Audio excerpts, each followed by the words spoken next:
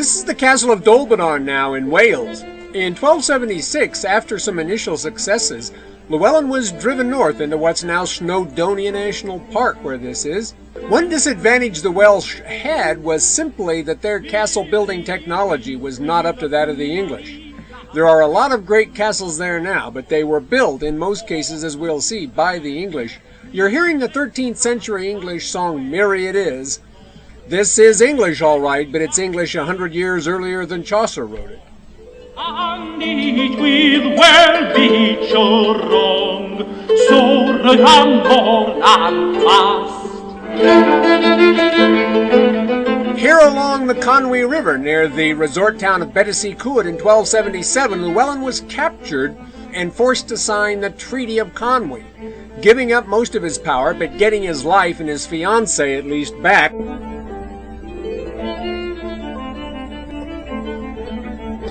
Edward apparently even attended the wedding at the Cathedral of Worcester. Llewellyn soon found that the domination of the English was irritating, however, and he fell into his old rebel ways until he was caught and this time executed. Edward has something of the reputation of a gangster, and it was a bit unlike him to let Llewellyn live after the first rebellion, and after this one the king had his head cut off and sent to London to mock a prophecy attributed to Merlin, according to which one day the Welsh would rule England, which will come to pass in a manner of speaking with the accession of Henry Tudor. We'll soon marry last with Uala song.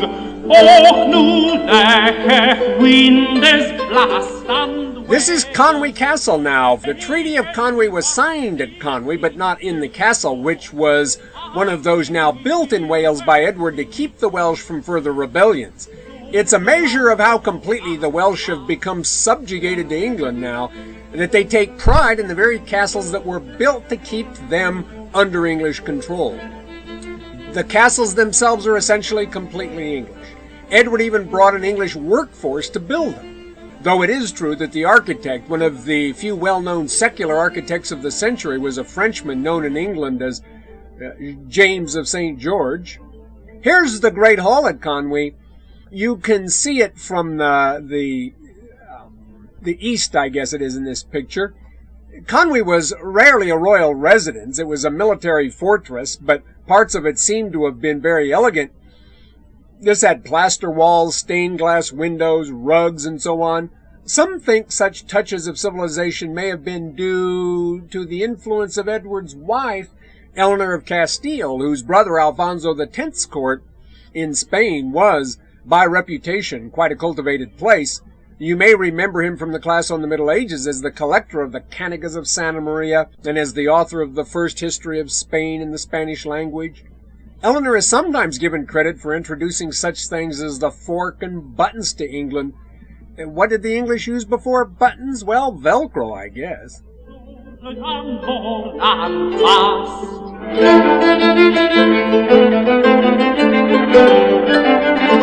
Here you're looking over the top of the Great Hall.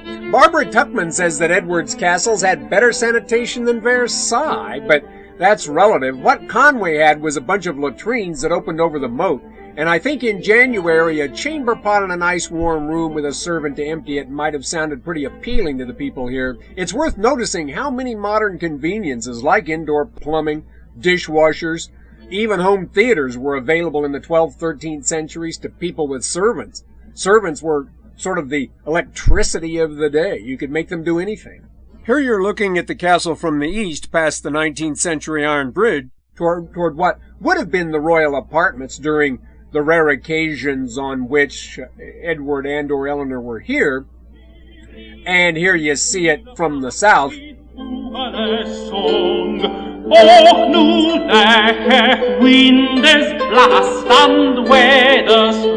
So effective were places like this that none were taken from the English during Edward's reign, and despite some trouble from Llewellyn's cousin, there were no serious subsequent Welsh rebellions for over a century.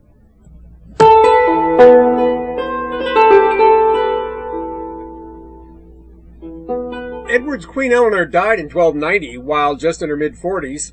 Despite all Edward's moral flaws, he could certainly be cruel and tyrannical.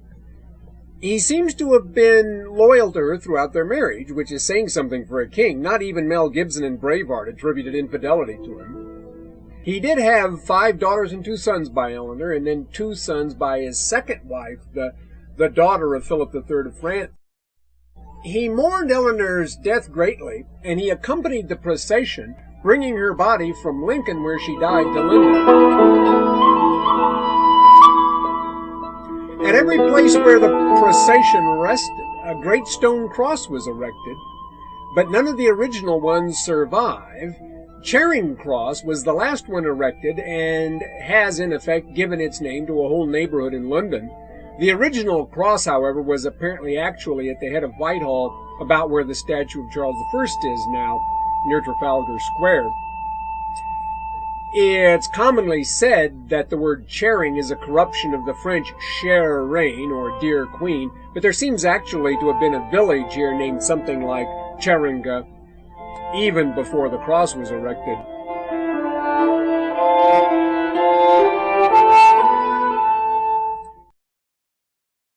Beaumaris was built by Edward on the opposite side of the Menai Straits and is one of the most beautiful castles in Wales, if it's proper to use that word in describing a fortress. We're going to see a little more of it and some of the other Welsh castles of the age, and hear a piece of music by Adam de la Hall, one of the most important and cosmopolitan of the 13th century trouvères. Although he was French, he spent quite a bit of time at the Angevin court in Naples, about which we heard a little bit last quarter, and his music would certainly have been well known in England. Like the troubadours who typically wrote in the langue d'oc dialect in the south of France in the 12th century, the trouvères of the 13th, who typically wrote in the langue d'oui dialect of Paris, devoted themselves mostly to writing about war and women. This song is called The Thoughtful Heart.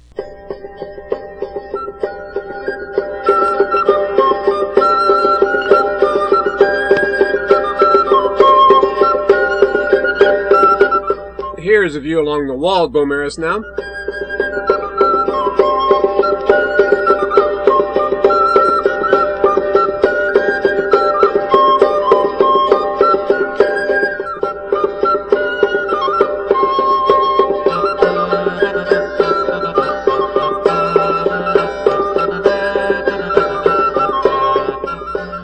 The residential quarters from which the royal family or any guests could have observed tournaments or other displays in the courtyard here.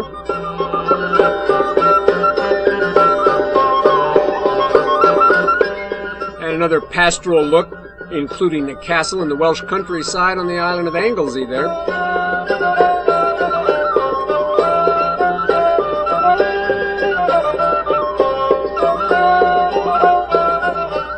This is Caerphilly, built by Edward's son-in-law, Gilbert de Clare, who helped defend southern Wales against Llewellyn.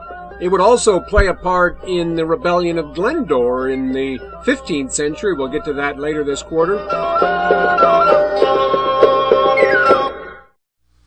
This is Rhuddlan now on the north coast of Wales. Like Conwy and Beaumaris, it was built by James of St. George. It was here in 1284, after the defeat of Llewellyn, that Edward worked out the treaty known as the Statutes of Rhuddlan with the Welsh, according to which, as one historian has put it, the responsibilities of the Welsh were to be many, their rights few. It was here also that Edward awaited the birth of a son by Eleanor, who was awaiting the event herself at Carnarvon. It was not considered necessary in the 13th century for fathers to be present in the delivery room.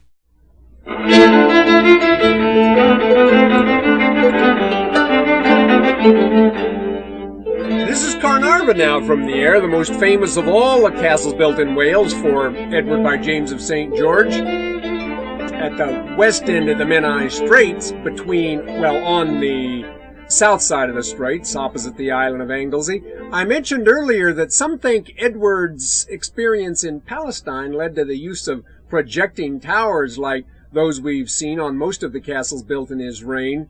Be that as it may, some think that the striation in the walls and the polygonal shape of the towers here recall the walls of Constantinople. Edward himself never saw Constantinople, but that wouldn't rule the connection out, I guess. Also, like most of the castles built by Edward, it has what C.K. Oman calls a shell keep, or it's a shell keep style castle with the keep, in this case, the Eagle Tower at the top there, built right into the wall, not separate from the wall the way it is, for example, in the Tower of London complex that we saw before the break.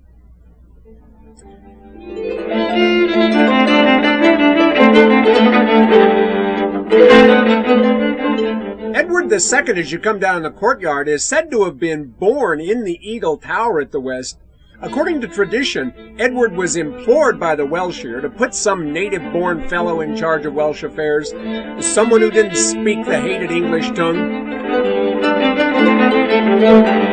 Edward frowned, so the story goes, but then a gleam came into his eyes, and he went up to the nursery and got his newborn son, whom he showed to the Welsh, announcing, "Here's your new prince, born in Wales, and he doesn't speak a word of English."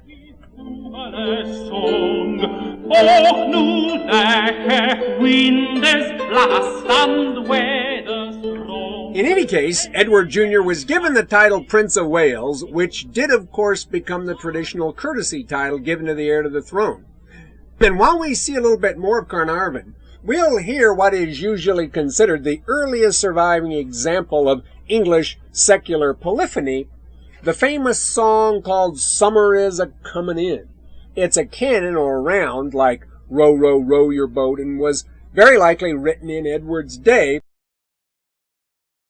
Dee-dee-do, dee-dee-do, dee-dee-do. Es Saint Christicola, es Saint Christicola, sed in Agricola, provivisio.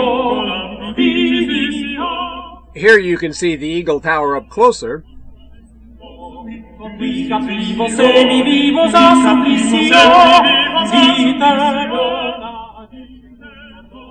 And the fortress from outside, on the Menai Strait side, you can see why these places were difficult to take from this point of view.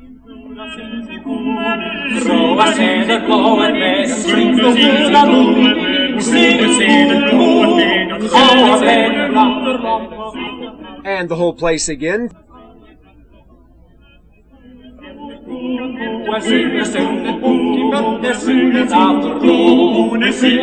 And here's the actual manuscript used for this performance, one of the Harley manuscripts in the British Museum. We'll hear more about the Welsh in a few weeks when we get to Glendore's rebellion, to which I've already referred, of the early 15th century. Wales won't become permanently part of England till the Act of Union in Henry VIII's day.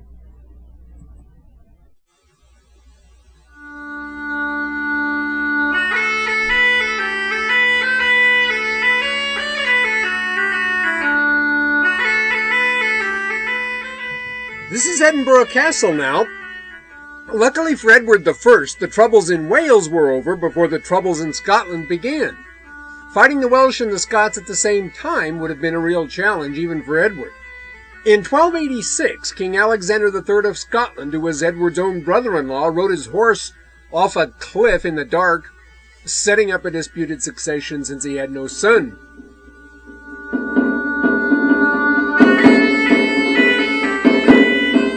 Here you're looking north now from the castle. You can see Edinburgh as it looks today. Between the hill and Princes Street there, you used to be able to see a lake that wasn't drained until 1759, the Loch Nor, and the old city was to the east of the castle. You can see the National Gallery of Scotland, the Sir Walter Scott Monument, Calton Hill with the Nelson Telescope Tower, and the Classical National Monument with the Forth in the distance there.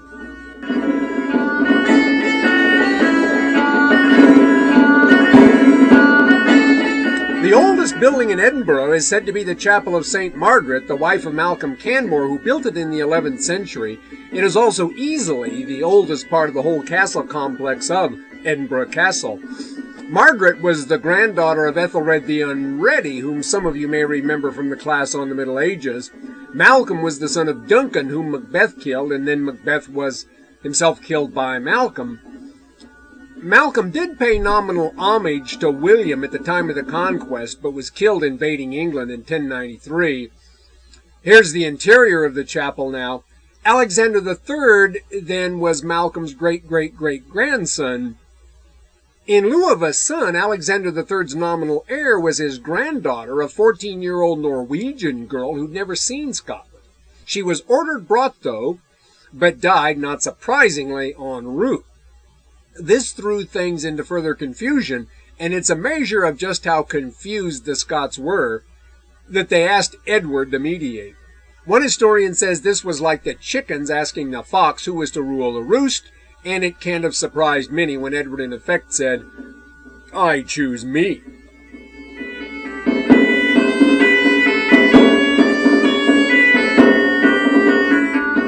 Here's the Great Hall of Edinburgh Castle. Little of Edinburgh Castle actually goes back beyond the 16th century, but this looks the part of a medieval Great Hall anyway. Actually, Edward threw his support behind John Balliol, who arguably had the best claim by bloodline, which was convenient because he was also malleable. He was, however, pressured by the more aggressive Scottish lairds, the nobles, into making an alliance with France against Edward's wishes, and this led to a full-scale English invasion in 1296, the destruction of the city of Berwick, the ouster of Balliol, and the installment of Edward's son, son-in-law, the Earl of Surrey, as governor of Scotland on his behalf. Edward also took the stone of Scone from Scone Castle off to England with him as a trophy. This is Scone Castle as it looks today.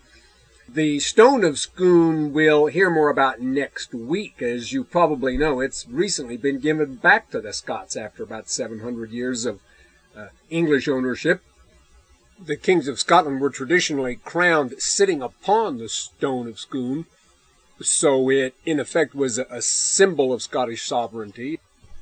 No one really knows how this business with the stone of Scone got started. Kenneth MacAlpin's supposed to have brought the thing with him to Scotland from Ireland back in the 9th century, but we don't really know how it came to be a focus of so much reverence.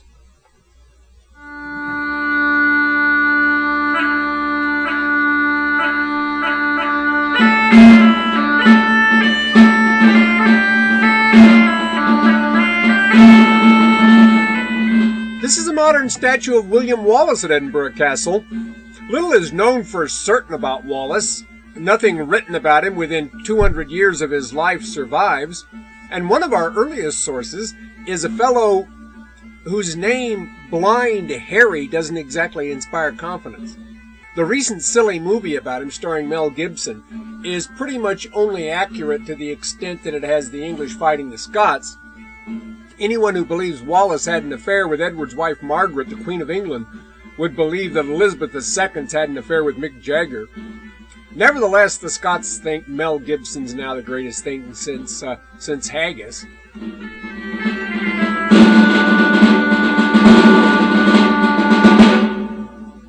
This is what's called Stirling Bridge now, below the Abbey Crag with the Wallace Monument above it. In 1296 and 7, Wallace made several damaging forays with something like a guerrilla force against the English, and in 1297 he defeated Edward's son-in-law Surrey here, or more or less here. The fourth bridge, over which some 10,000 English tried unsuccessfully to cross to get at Wallace's much smaller force, apparently doesn't actually survive. Would have been farther northwest up the river.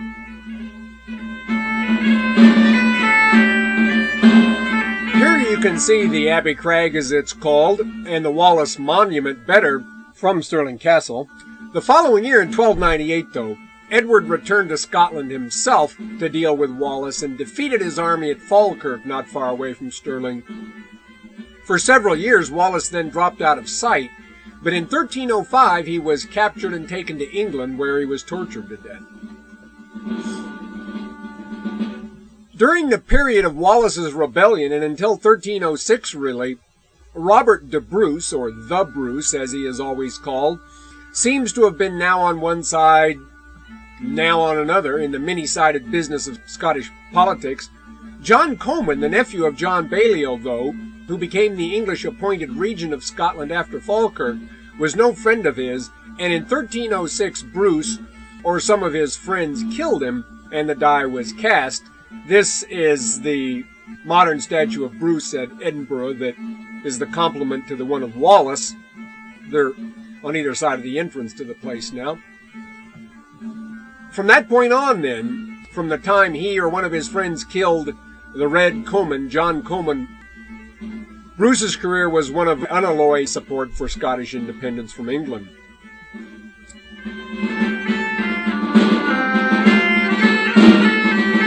Maybe Bruce thought that Edward was getting old and this was the time to strike, but there's a difference between old and dead. And Edward's general, Aymer de Valence, defeated Bruce at Methven, northwest of Edinburgh, forcing him into hiding. The English then killed Drummy, which you see here west of Aberdeen, and to which some members of Bruce's family had gone, hoping for safety. His brother Nigel was captured here and 2 others elsewhere, and all were hanged. But don't feel sorry for them. They would have hanged Edward if they would have caught him.